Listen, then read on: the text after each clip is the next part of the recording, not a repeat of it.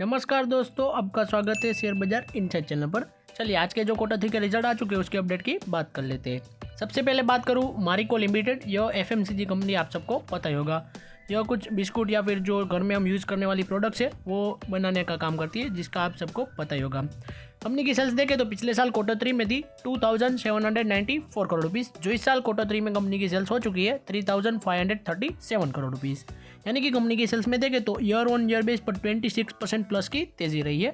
And quarterly base पर देखें तो उसमें भी करीब 1.58% के अराउंड की तेज़ी रही है। कंपनी का नेट प्रॉफिट देखें तो पिछले साल क्वार्टर 3 में था 406 करोड़ रुपीज़, जो इस साल क्वार्टर 3 में हो चुका है 460 करोड़ रुपीज़।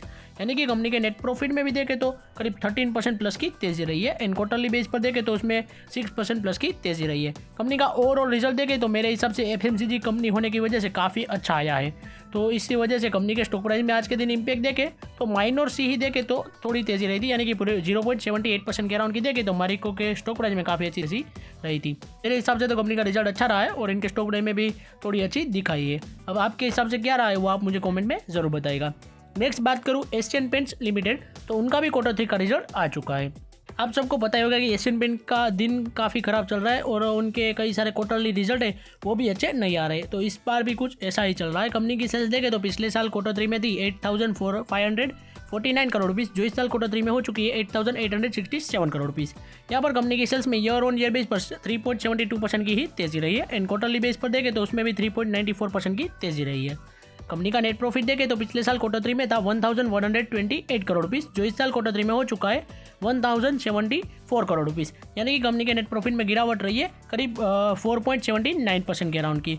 और कंपनी का क्वार्टरली बेस पर देखें तो उसमें भी कंपनी के नेट प्रॉफिट में सिर्फ 5.5% के अराउंड की तेज़ी रही है। कंपनी का रिजल्ट ओवरऑल देखें तो इतना अच्छा नहीं आया है, मेरे हिसाब से तो काफ़ी बुरा ही आया है। और इनके स्टॉक प्राइस में भी आप देखें तो कंपनी के स्टॉक प्राइस में करीब 2.5% प्लस की गिरावट रही थी। 2.80% के अराउंड देखें तो कंपनी के स्टॉक प्राइस में गिरावट रही थी आज के दिन।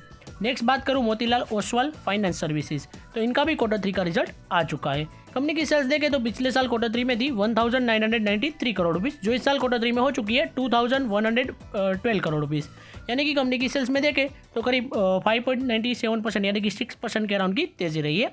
एंड क्वार्टरली बेस पर देखें तो उसमें भी 14% प्लस की तेज़ी रही है। कंपनी का नेट प्रॉफिट देखें तो पिछले साल क्वार्टर 3 में था 566 करोड़ रुपीज़, जो इस साल क्वार्टर 3 में हो चुका है 566 करोड़ रुपीज़। यानी कि कोई तेज़ी या फिर कोई गिरावट नहीं रही है, 0% के अराउंड ही ग्रोथ रही है कंपनी की नेट प्रॉफिट में। और क्वार्टरली बेस पर देखें तो उसमें भी 55% प्लस की तेज़ी रही है। यहाँ पर देखें तो मेरे हिसाब से मोतीलाल ओसवाल का ईयर ऑन ईयर बेस पर जो रिजल्ट आना चाहिए उसमें ज़्यादा तेज़ी नहीं रही है। ज़्यादातर तो देखें तो उसमें ग्रोथ ही नहीं रही है, तो मेरे हिसाब से तो कंपनी का रिजल्ट इतना ओवरऑल खराब ही आया है। और इनके स्टॉक प्राइस में भी देखें तो आप देख सकते हैं मोतीलाल ओसवाल फाइनेंशियल सर्विस में करीब 1.86% के अराउंड की गिरावट रही थी आज के दिन। अब देखते हैं कल के दिन क्या इसकी इम्पैक्ट होती है। तो आज के अपडेट्स की बात करूँ तो हमारी यही तक थी। अगर आप कोई किसी भी कंपनी का रिजल्ट देखना चाहते हैं या फिर उसका ओवरव्यू देखना चाहते हैं तो मुझे कॉमेंट में ज़रूर बताना। Thanks for watching. ऐसे ही वीडियोस देखने के लिए हमारे चैनल को सब्सक्राइब कीजिए और बेल आइकन को ऑन करना मत भूलिएगा। Thanks for watching.